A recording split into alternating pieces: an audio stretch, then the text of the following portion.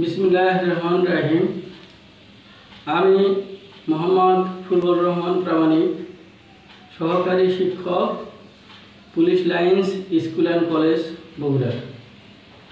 প্রিয় চতুর্থ শ্রেণীর শিক্ষার্থী এবং যিনারা আমার এই ক্লাস দেখছেন, সবাইকে স্বাগত। প্রিয় শিক্ষার্থী, আশা করি তোমরা আল্লাহর রহমতে ভালো আছো।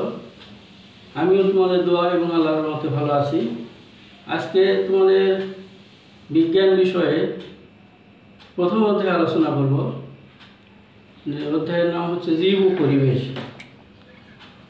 তো এই প্রথম অধ্যায়ে যা যা বিষয় নিয়ে আলোচনা করব সেগুলো হচ্ছে যে বেঁচে থাকার জন্য জীবের কী কী প্রয়োজন, দুই হচ্ছে খাদ্যের জন্য উদ্ভিদ ও প্রাণীর উপর মানুষের নির্ভরতা কী, আর কিভাবে খাদ্যের মাধ্যমে শক্তি প্রবাহিত হয় তা বর্ণনা করো। আর 4 নম্বর হচ্ছে কী কী কারণে পরিবেশের পরিবর্তন হয় তা উল্লেখ করো, আর পরিবেশ পরিবর্তনের প্রভাব উল্লেখ করো। এই 4টি সমস্যা নিয়ে তোমাদের সামনে আলোচনা করব। প্রথমে হচ্ছে যে যেহেতু জীব ও পরিবেশ, তাহলে জীব হচ্ছে যাদের জীবন আছে তাদেরকে জীব বলে, আর পরিবেশ হচ্ছে আমাদের চারপাশে যা কিছু আছে তাই নিয়ে আমাদের পরিবেশ। তো 1 নম্বর প্রশ্ন হচ্ছে যে বেঁচে থাকার জন্য জীবের কী কী প্রয়োজন। তো বেঁচে থাকার জন্য জীবের খাদ্য, আবাসস্থল ও আশ্রয়স্থল, পানি ও বায়ু প্রয়োজন। খাদ্য প্রয়োজন, যে প্রাণীর বেঁচে থাকার জন্য প্রয়োজনীয় পুষ্টি উপাদান ও শক্তি পেতে অবশ্যই খাদ্য গ্রহণ প্রয়োজন। এই খাদ্য তারা পরিবেশের উদ্ভিদ ও অন্যান্য প্রাণী থেকে পেয়ে থাকে। উদ্ভিদের পুষ্টি ও শক্তি উদ্ভিদেরও শক্তি ও পুষ্টি উপাদান প্রয়োজন, তবে এরা প্রাণীর মতো খাদ্য গ্রহণ করে না। এরা নিজের খাদ্য নিজেরাই তৈরি করে। আর আবাসস্থল ও আশ্রয়স্থল কি, যে আবাসস্থল হচ্ছে যে উদ্ভিদ যেখানে জন্মে আর প্রাণী যেখানে বসবাস করে সেটি হচ্ছে তার আবাসস্থল। আর আশ্রয়স্থল হচ্ছে যে বিরূপ আবহাওয়া এবং আক্রমণকারী হিংসাত্মক জীবজন্তু থেকে আশ্রয় জীবন বাঁচানোর জন্য সাময়িকভাবে যখন প্রাণীর আশ্রয় গ্রহণ করে সেটাই হচ্ছে তার আশ্রয়স্থল। আর পানি প্রয়োজন কেন? পানি প্রয়োজন হচ্ছে সকল জীবের জন্য পানি প্রয়োজন, কারণ পানির অপর নাম জীবন। পানি সাধারণত জীবের শরীরের চাহিদা পূরণের জন্য পানি পান করে থাকে। এছাড়া যে মানুষ অন্যান্য প্রাণী যে খাবারটা হজম করার জন্য পানি প্রয়োজন।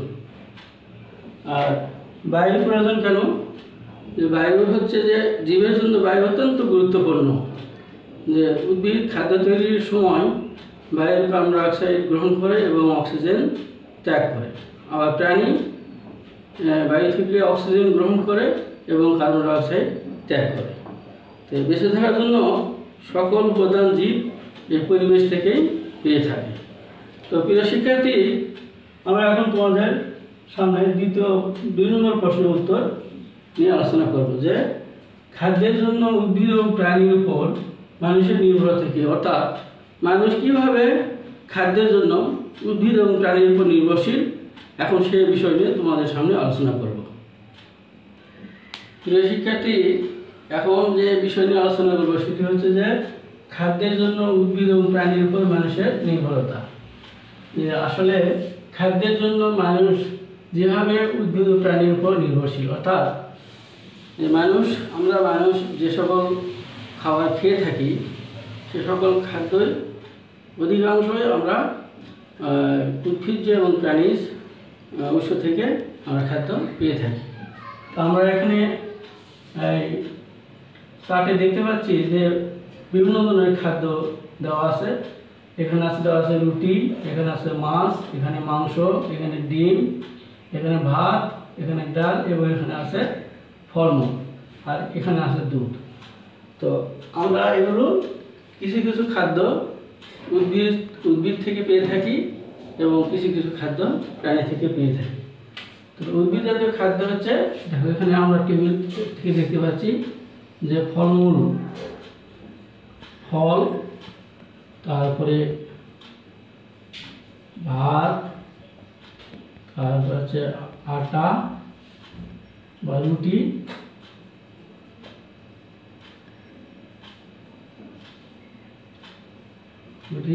ডাল,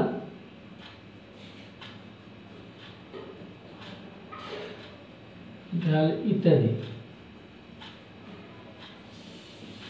এগুলো খাদ্য আমরা উদ্ভিদ থেকে পেয়ে থাকি। আর প্রাণীজ খাদ্য হচ্ছে যে সকল খাদ্য আমরা প্রাণী সম্পদ থেকে পেয়ে থাকি, সেগুলো হচ্ছে প্রাণীজ খাদ্য। যেমন আমরা দেখতে পাচ্ছি এখানে মাছ, মাংস, দুধ ও ডিম, এ জাতীয় খাদ্য আমরা প্রাণী থেকে পেয়ে থাকি। তো সুতরাং আমরা যে খাদ্যের জন্য মানুষ যে উদ্ভিদ এবং প্রাণীর উপর নির্ভরশীল, এই চার দেখে আমরা এই প্রশ্নের সমাধানটা আমরা পেয়ে গেলাম যে মানুষ খাদ্যের জন্য প্রত্যক্ষ এবং পরোক্ষভাবে উদ্ভিদ এবং প্রাণীর উপর নির্ভরশীল। শিক্ষার্থী, তো এগুলো খাদ্য আমাদের দেহের বিভিন্ন যে পুষ্টি উপাদান এবং শক্তি জুগিয়ে থাকে। আমাদের শরীর পুষ্টি এবং শক্তির জন্য আমরা এগুলো খাবারের উপর নির্ভরশীল।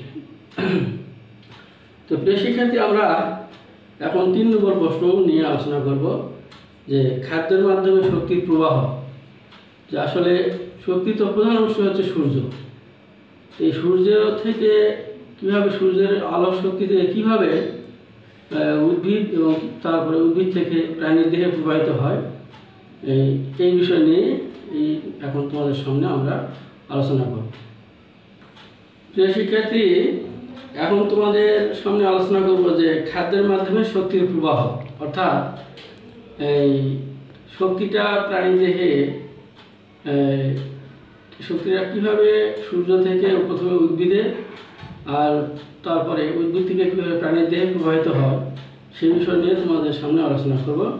প্রথমে আমরা চার্টের দিকে যাই, যেখানে দেখা যাচ্ছে সূর্য। তো পৃথিবীতে যত শক্তি আছে, এই সকল শক্তির উৎস হচ্ছে সূর্য। এই শক্তি কিন্তু সৃষ্টি বা ধ্বংস নেই, শুধুমাত্র এক রূপ থেকে অন্য রূপে রূপান্তর হয়। তো এই শক্তি আমরা সূর্য থেকে পেয়ে থাকি। এই চার্টে এখানে সূর্যের আলোটা এক ধরনের শক্তি। এই সূর্যের আলো ব্যবহার করে উদ্ভিদ নিজের খাদ্য নিজে তৈরি করে। সূর্যের আলো ব্যবহার করে উদ্ভিদ জন্মে। সেই উদ্ভিদকে আবার এখানে দেখা যাচ্ছে যে ঘাস, এখানে গাছ। তো গাছের লতা পাতা হরিণ খাদ্য হিসাবে গ্রহণ করে, আবার ঘাস গরু খাদ্য হিসাবে ঘাসকে ব্যবহার করে থাকে। তারপরে এই গাছের লতা পাতা হরিণ খায়, হরিণকে এবং গবাদি পশু গরুকে আবার বাঘ খাদ্য হিসাবে গ্রহণ করে। আবার দেখা যাচ্ছে যে হরিণের মাংস মানুষ খাদ্য হিসেবে ব্যবহার করে, আবার গবাদি পশুর মাংস মানুষ খাদ্য হিসেবে ব্যবহার করে। তাহলে প্রথমে সূর্যের আলো শক্তি উদ্ভিদের দেহে আসলো, প্রবেশ করলো। তারপর সেই উদ্ভিদকে আবার প্রাণীরা খাদ্য হিসাবে গ্রহণ করলো। তার ফলে উদ্ভিদের শক্তিটা প্রাণী দেহে প্রবেশ করলো। প্রাণীর দেহ থেকে এক প্রাণীর দেহ থেকে আবার অন্য প্রাণী, যেমন এখানে হরিণ এবং গরু দেহের শক্তি আবার মানুষের দেহে প্রবাহিত হবে। তাহলে সুতরাং আমরা চারদিকে আমরা এটা বুঝতে পারলাম যে সূর্যের আলো, প্রথমে শক্তিটা হচ্ছে সূর্য। এই সূর্যের আলো শক্তি থেকেই খাদ্যের মাধ্যমে প্রথমে উদ্ভিদ এবং তারপরে প্রাণীর দেহে প্রবেশ করে। এখন আমরা এটা নিয়ে আলোচনা করব। সেটি হচ্ছে যে বেঁচে থাকা ও বৃদ্ধির জন্য সকল জীবের শক্তির প্রয়োজন। উদ্ভিদ সূর্যের আলো ব্যবহার করে নিজের খাদ্য নিজেই তৈরি করে। এই খাদ্য উদ্ভিদের প্রয়োজনীয় শক্তি যোগায়, আর উদ্ভিদ সূর্যের আলো থেকে এই শক্তি পেয়ে থাকে। প্রাণী নিজের খাদ্য নিজে তৈরি করতে পারে না, বেঁচে থাকার জন্য তাদের অবশ্যই উদ্ভিদ এবং অন্য প্রাণীর উপর নির্ভরশীল। তাহলে পরিবেশে খাদ্যের মাধ্যমে সূর্য থেকে উদ্ভিদে এবং উদ্ভিদ থেকে প্রাণীর দেহে শক্তি প্রবাহিত হওয়ার নামই হচ্ছে খাদ্যের মাধ্যমে শক্তি প্রবাহ। প্রিয় শিক্ষার্থী, আশা করি তোমরা আমার এই প্রশ্নটার সমাধান তোমরা পেয়েছো যে আসলে কীভাবে খাদ্যের মাধ্যমে শক্তি সূর্যের শক্তি প্রথম উদ্ভিদ এবং প্রাণীর দেহে প্রবেশ করে তা তোমরা বুঝতে পেরেছ। আমরা এখন এই পর্যায়ে আমরা 4 নম্বর প্রশ্নের সমাধান করব তোমাদের সামনে। প্রিয় শিক্ষার্থী, এখন পরিবেশ পরিবর্তনের কারণসমূহ আলোচনা করব। আসলে পরিবেশ পরিবর্তনের 2টা কারণ আছে, একটা হচ্ছে মানব সৃষ্ট কারণ এবং প্রাকৃতিক দুর্যোগ। তো মানব সৃষ্ট কারণগুলোর মধ্যে 1 নম্বর যে পরিবেশ পরিবর্তনের কারণসমূহ, 1 নম্বর কারণ হচ্ছে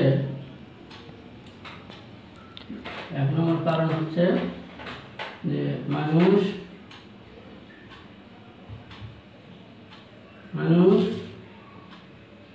রাস্তাঘাট নির্মাণের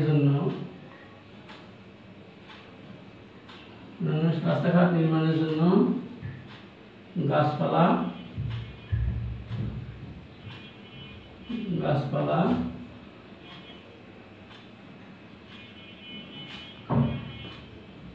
কেটে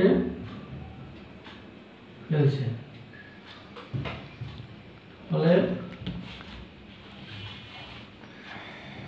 পরিবেশের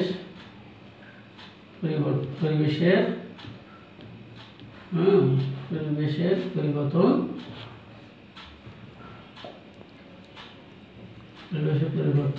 ঘটছে।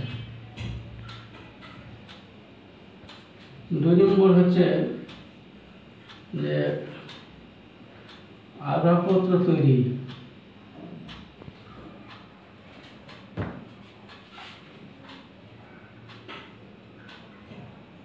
আসবাবপত্র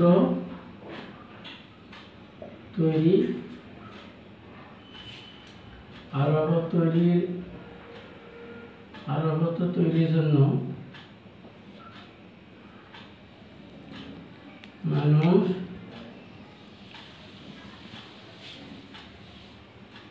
গাছ কাটছে, ফলে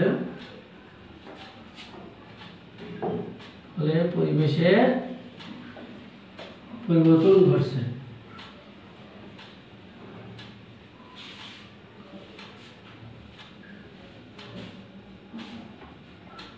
পরিবেশের পরিবর্তন ঘটছে। 3 নম্বর হচ্ছে যে ঘরবাড়ি নির্মাণের জন্য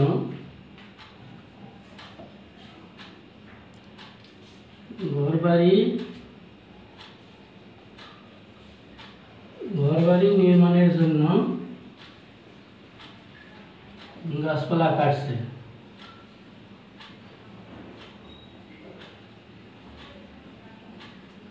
ফলে পরিবেশের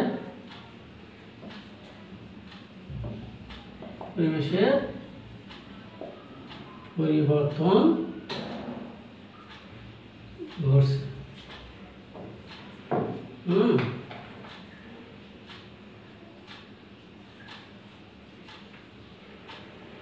প্রাকৃতিক দুর্যোগের মধ্যে প্রাকৃতিক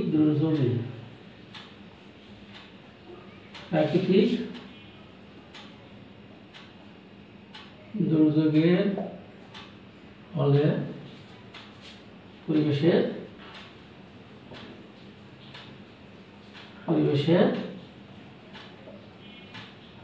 পরিবর্তন ঘটছে। শিক্ষার্থী, যে 4 নম্বর কি কারণে পরিবেশের পরিবর্তন হয় তা উল্লেখ করো। যে পরিবেশের পরিবর্তনের কারণসমূহ, মানুষ রাস্তাঘাট নির্মাণের জন্য গাছপালা কেটে ফেলছে, ফলে পরিবেশের পরিবর্তন ঘটছে। আসবাবপত্র তৈরির জন্য মানুষ গাছ কাটছে, ফলে পরিবেশের পরিবর্তন ঘটছে। আর ঘরবাড়ি নির্মাণের জন্য গাছপালা কাটছে, ফলে পরিবেশের পরিবর্তন ঘটছে। আর প্রাকৃতিক দুর্যোগের ফলে পরিবেশের পরিবর্তন ঘটছে। তো শিক্ষার্থী, আমরা পরিবেশের পরিবর্তন কী কারণে পরিবেশের পরিবর্তন ঘটে তা আলোচনা করলাম। এখন কিভাবে পরিবেশের পরিবর্তনের প্রভাব কী, অর্থাৎ পরিবেশ যখন পরিবর্তন হয় এর কী পরিবর্তন হলে কী প্রভাব হয়, এখন এইটা নিয়ে তোমাদের সামনে আলোচনা করব। শিক্ষার্থী, যে পরিবেশ পরিবর্তনের প্রভাব, তো পরিবেশ পরিবর্তন হলে কি হয়? পরিবেশ পরিবর্তন হলে 1 নম্বর, যে পরিবেশ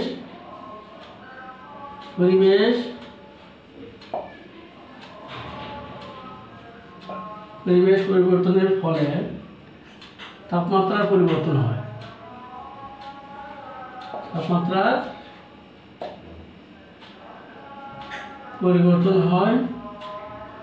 2 নম্বর,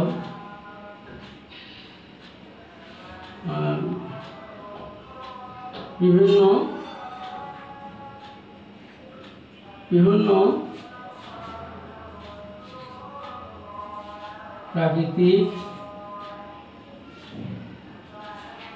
দুর্যোগ, যেমন বন্যা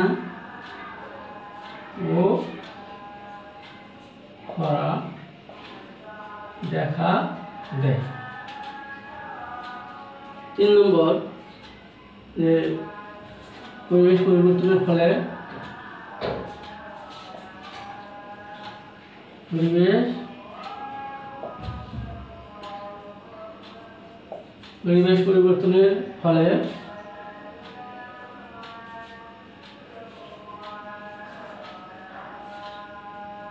ভূমিকম্প হয়।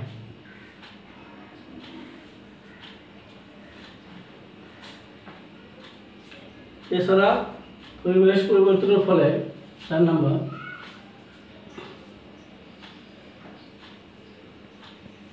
পরিবেশ পরিবর্তনের ফলে অর্থাৎ তাপমাত্রা বৃদ্ধি পাওয়ার কারণে অ্যাসিড বৃষ্টি দেখা দেয়।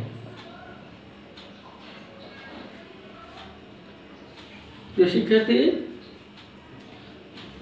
আমরা তো এর আগে আলোচনা করলাম যে উদ্ভিদ, বিশেষ করে উদ্ভিদকে যখন কেটে ফেলা হয়, অর্থাৎ আমাদের ঘরবাড়ি, রাস্তাঘাট, আসবাবপত্র নির্মাণের জন্য বা তৈরির জন্য যখন আমরা উদ্ভিদ কেটে ফেলি, তখন আসলে উদ্ভিদ তো আমাদের দান করে হলো অক্সিজেন। সেই বায়ুতে অক্সিজেনের অর্থাৎ কার্বন ডাইঅক্সাইডের ঘাটতি করে দেয়, কারণ ওই কার্বন ডাইঅক্সাইডটা উদ্ভিদ গ্রহণ করে। তো যখন উদ্ভিদ কমে যায় তখন কার্বন ডাইঅক্সাইডের পরিমাণটা বাড়ে, আর বায়ুতে যখন কার্বন ডাইঅক্সাইডের পরিমাণ বেড়ে যায় তখন আসলে তাপমাত্রার পরিমাণ বৃদ্ধি পায়। তো এই তাপমাত্রা বৃদ্ধি পাওয়ার কারণেই আসলে নানা ধরনের প্রাকৃতিক দুর্যোগ সৃষ্টি হয়। অর্থাৎ তাপমাত্রা বৃদ্ধির পরিবেশের পরিবর্তন হয়। পরিবেশের পরিবর্তন হলে 1 নম্বর কী হবে, যে তাপমাত্রা পরিবর্তন হবে। তারপর আবার বিভিন্ন প্রকার প্রাকৃতিক দুর্যোগ, যেমন বন্যা, খরা দেখা দিবে এবং ভূমিকম্প দেখা দিবে এবং অ্যাসিড বৃষ্টির মতো ভয়ঙ্কর বৃষ্টি দেখা দিবে। তো এর ফলে আমাদের জনজীবন বিপন্ন হবে। সুতরাং আমরা পরিবেশে রক্ষার জন্য অধিক পরিমাণে গাছ লাগাবো। পূর্ণাঙ্গ গাছ, উদ্ভিদ না হওয়া পর্যন্ত ছোটো ছোটো উদ্ভিদ আমরা কাটবো না। আর আমরা এই পরিবেশকে সুরক্ষা করব। তো শিক্ষার্থী, তোমাদের সামনে যেটুকু আলোচনা হলো, আশা করি তোমরা বুঝতে পেরেছ। এই অধ্যায়টা আরও তোমরা ভালোভাবে আয়ত্ত করবে। সবগুলো প্রশ্ন উত্তর সমাধান করার চেষ্টা করবে। হ্যাঁ, সঠিক উত্তর, সব শূন্যস্থান, এগুলো তোমরা বই রিডিং করে ভালোভাবে আয়ত্ত করার চেষ্টা করো। তো আজকে তোমাদের সবাইকে ধন্যবাদ জানিয়ে আমার এই ক্লাস শেষ করছি। আল্লাহ হাফেজ।